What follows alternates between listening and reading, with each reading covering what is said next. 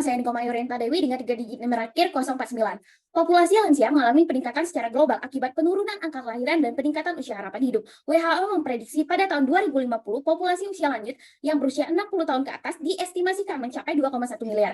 Seiring dengan berjalannya hal tersebut, masalah kesehatan fisik dan psikologis yang berkaitan dengan berjalannya proses penuaan adalah urgensi bagi kesehatan global di masa sekarang dan di masa depan. Berdasarkan data dari Pan American Health Organization, depresi merupakan masalah yang paling umum terjadi pada lansia akibat peningkatan populasi lansia secara global. Depresi pada usia lanjut memiliki gambaran klinis yang bervariasi sehingga lebih sulit dalam menegakkan diagnosa dan dampaknya berbahaya seperti perburukan kualitas hidup hingga kematian akibat depresi. Meningkatkan pemahaman dan mengenali tanda-tanda depresi merupakan langkah awal untuk mencegah depresi kronis pada lansia, meningkatkan angka kesejahteraan dan kesehatan pada lansia secara global, serta sebagai pedoman untuk mengambil langkah preventif serta kuratif ke depan. Om Swastiastu, perkenalkan nama saya Ananda Sutisna dengan 3 digit yang terakhir 234. Sini saya izin membacakan bagian rumus masalah. Yang pertama ada 1.2.1 yaitu apa definisi dari depresi, kemudian apa saja klasifikasi depresi, bagaimana epidemiologi dari depresi, bagaimana etiologi dari depresi, kemudian apa saja gejala klinis dari depresi, kemudian bagaimana patogenesis dari depresi, kemudian apa kriteria diagnosis dari depresi, dan apa tata laksana dari depresi. Kemudian selanjutnya tujuan penulisan untuk menjawab rumusan masalah yang dapat dilihat pada slide. Kemudian selanjutnya manfaat penulisan. Berdasarkan tujuan penulisan student project ini, maka tulisan student project ini diharapkan mampu memberikan manfaat baik secara langsung maupun tidak langsung. Adapun manfaat student project ini adalah sebagai berikut. Ada bagi penulis, bisa dilihat pada slide. Kemudian ada bagi pembaca, dan yang terakhir manfaat bagi mahasiswa. Sekian dari saya, terima kasih. Perkenalkan, saya Nyoman Diptra Staman dengan 3 digit yang berakhir 196. Jadi di sini saya akan menjelaskan mengenai definisi. Yang pertama, definisi dari depresi. Itu merupakan gangguan mood yang ditandai dengan suasana hati yang sedih, kosong, mudah tersinggung, atau anhedonia, yang dapat disertai dengan perubahan somatik dan kognitif yang secara signifikan akan mempengaruhi individu untuk berfungsi.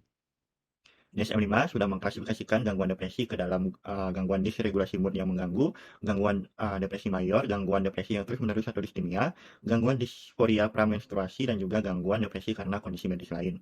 Untuk depresi pada lansia itu sendiri, lansia memiliki faktor risiko yang sangat tinggi mengalami depresi. Metabolisme sistem saraf dan perubahan beberapa neurotransmitter adalah dasar patofisiologi dari depresi pada lansia, yang mana seiring dengan bertambahnya usia, fungsi fisiologis dan psikologis dari lansia akan menjadi melemah, khususnya pada organ sensorik dan sistem sarafnya. Mungkin sekian saja dari saya. Terima kasih. Perkenalkan, nama saya Dina dengan 3 digit akhir 97. Di sini saya akan menjelaskan mengenai klasifikasi dari depresi.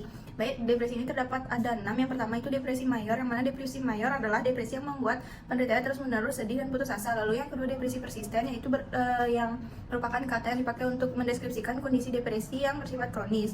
Lalu yang ketiga ada gangguan bipolar, yang mana merupakan gangguan mental yang ditandai dengan perubahan suasana hati yang ekstrim. Orang yang gangguan bipolar terkadang merasa sangat bahagia dan energik, tetapi tiba-tiba menjadi sedih dan tertekan. Lalu yang keempat ada depresi psikotik, yang mana diidentifikasikan dengan gejala depresi berat disertai delusi atau gangguan psikotik. Lalu yang kelima ada depresi postpartum, yang mana ini terjadi pada ibu yang belum melahirkan. Lalu yang keenam ada premenstrual disorder, yang mana ini merupakan depresi yang menyerang perempuan dalam waktu menjelang menstruasi. Sekian dari saya, berikutnya akan dilanjutkan oleh teman saya. Terima kasih. Perkenalkan, nama saya Niwensina Devi dengan NIM 210511071. Baik, selanjutnya saya akan menjelaskan mengenai epidemiologi. Depresi menempati posisi kedua penyebab kecacatan yang terjadi di seluruh dunia dan merupakan salah satu gangguan yang paling umum terjadi pada populasi lansia. Dan sekitar 50% pasien lansia dengan penyakit kronis mengalami gangguan depresi. Prevalensi depresi di kalangan lansia sangat bervariasi di seluruh dunia. Yang prevalensi tertinggi dialami oleh lansia yang tinggal di panti jompo, yaitu dengan persentase 14 sampai dengan 67% dengan rata usia yaitu 60 sampai 69 tahun. Nah, berdasarkan penelitian yang dilaksanakan di salah satu panti jompo di Indonesia, ditemukan sebanyak 42,5% dari lansia mengalami gangguan depresi. Dan gangguan ini umumnya lebih banyak dialami oleh perempuan dibanding laki-laki. Prevalensi depresi pada perempuan yaitu sebanyak 31,5%, sedangkan pada laki-laki yaitu sebesar 11%. Nah, faktor risiko yang memicu terjadinya gangguan depresi ini yaitu tidak ada atau kurangnya dukungan sosial, memiliki 3 atau lebih penyakit kronis, dan juga perawatan yang tidak memadai. Oke, sekian saja. Terima kasih. Baik, perkenalkan, nama saya Ersi Barsua, dan 3 digit terakhir 026. Sini saya akan menjelaskan mengenai etiologi depresi pada lansia. Depresi itu merupakan salah satu penyakit yang umum terjadi pada individu lanjut usia. Etiologi depresi pada lansia sangatlah kompleks, jika belum diketahui secara pasti, tetapi dapat dihubungkan dengan faktor risiko depresi pada lansia. Secara umum, etiologi pada lansia itu dapat diklasifikasikan menjadi dua, yaitu dilihat dari aspek biologis dan dari aspek psikososial. Dari aspek biologis, terdapat beberapa faktor yang menjadi etiologi depresi pada lansia. Yang pertama adalah hipotesis depresi vaskular. Yang kedua, hipotesis inflamasi. Yang ketiga, hipotesis depresi homocysteine. Yang keempat, perubahan neurotransmitter. Dan yang kelima adalah status gizi serta nutrisi. Sedangkan dilihat dari aspek psikososial, terdapat beberapa faktor yang menjadi etiologi depresi pada lansia.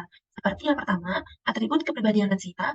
Kedua, terdapat pikiran dan perilaku yang maladaptif. Yang ketiga, hilangnya dukungan sosial. Dan yang terakhir adalah stresor kehidupan yang tinggi pada lansia. Baik, sekian dapat saya sampaikan akan dilanjutkan oleh teman saya. Terima kasih. Oke, baik. Perkenalkan saya Diva dengan 3 jenis terakhir 163. Jadi sini saya melanjutkan terkait dengan gejala klinisnya. Jadi dibandingkan dengan orang yang lebih muda, depresi pada usia lanjut ini akan memiliki gejala yang berbeda. Lebih spesifik, kronis, dan sulit diobati. Karena umumnya gejala utama yang ditimbulkan itu bukanlah kesedihan, melainkan hipokondriasis, gejala somatik umum, gastrointestinal, serta agitasi. Mungkin sekian yang dapat saya sampaikan. Untuk selanjutnya akan dilanjutkan oleh rekan saya. Terima kasih. Baik, perkenalkan nama saya Komang Gede Langgar Chandra dengan 3 jam terakhir 214. Jadi penyebab gangguan jiwa selalu dilihat dari perspektif organ biologis, sosiokultural, juga psikoedukasi. Jadi mayoritas gangguan depresi yang disebabkan oleh faktor psikologis itu terjadi pada depresi ringan, sedang, dan juga pada depresi yang reaktif. Patofisiologi yang berbeda mungkin bekerja pada pasien yang berbeda atau bahkan bekerja pada pasien yang sama tetapi dalam waktu yang berbeda. Jadi stresor psikososial dan biologis itu dapat menyebabkan patogenesis yang berbeda dan merespon intervensi yang berbeda juga. Mungkin sekian yang dapat saya sampaikan dan juga teman saya.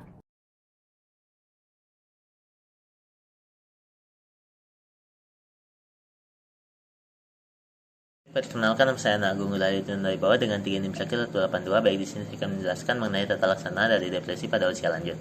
Nah, untuk tingkat keparahan dan kepribadian masing-masing orang ini berdampak pada bagaimana penata laksanaan depresi pada lansia. Nah, untuk psikoterapi ini adalah pengobatan yang umum digunakan dan efektif untuk depresi ringan dan juga berat. Kan tetapi, penggunaan obat mungkin diperlukan dalam beberapa situasi atau depresi berat ketika psikoterapi saja tidak cukup. Nah, untuk mengatasi depresi ini, banyak orang yang membutuhkan bantuan dari orang-orang terdekat, termasuk keluarga dan juga teman. Partisipasi dalam kegiatan kelompok ataupun nasihat dari profesional. Nah, biasanya manajemen terapeutik ini terutama melibatkan dari obat-obat antidepresan dan tidak merekomendasikan psikoterapi untuk pasien. Namun, pengobatan hanya mengobati gejala dan tidak menyembuhkan dari depresi ini. Nah, untuk serotonin, norepinefrin, dan juga dopamin hanyalah beberapa dari neurotransmitter yang mempengaruhi suasana hati di otak yang dinormalisasi oleh antidepresan. Selain itu, penggunaan dari obat antidepresan dan juga psikoterapi ini sangat penting dalam pengobatan berbagai bentuk depresi.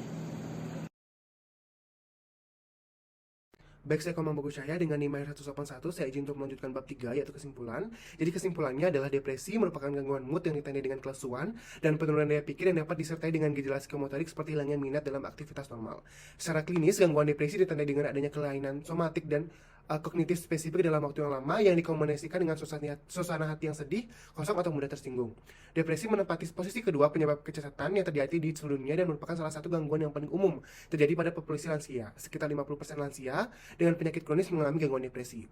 Faktor risiko yang memicu terjadinya gangguan depresi ini yaitu tidak ada atau kurangnya dukungan sosial, memiliki 3 atau lebih penyakit kronis, dan perawatan yang tidak memadai. Tata laksana depresi pada lansia tergantung tingkat keparahannya. Lansia dengan depresi serius harus menggunakan antidepresan, dan pengobatan ini pertama harus berupa SSRI. Selain dengan obat terapi bicara, terapi perilaku kognitif, dan terapi interpersonal sangat penting untuk mengatasi depresi pada lansia. Mungkin sekian dari saya, akan dilanjutkan oleh rekan saya. Terima kasih. Perkenalkan, nama saya Bramasta dengan NIM 010. Berikutnya adalah saran. Diperlukan kajian lebih lanjut untuk mengetahui lebih dalam mengenai penyebab, gejala, dan juga penanganan depresi pada usia lanjut di kalangan masyarakat, sehingga bisa menjadi edukasi dan juga menurunkan prevalensi depresi pada usia lanjut di kalangan masyarakat. Sekian dari kami SGD A4, kami memohon maaf apabila ada kekurangan selama presentasi ini berlangsung. Sekian dan terima kasih.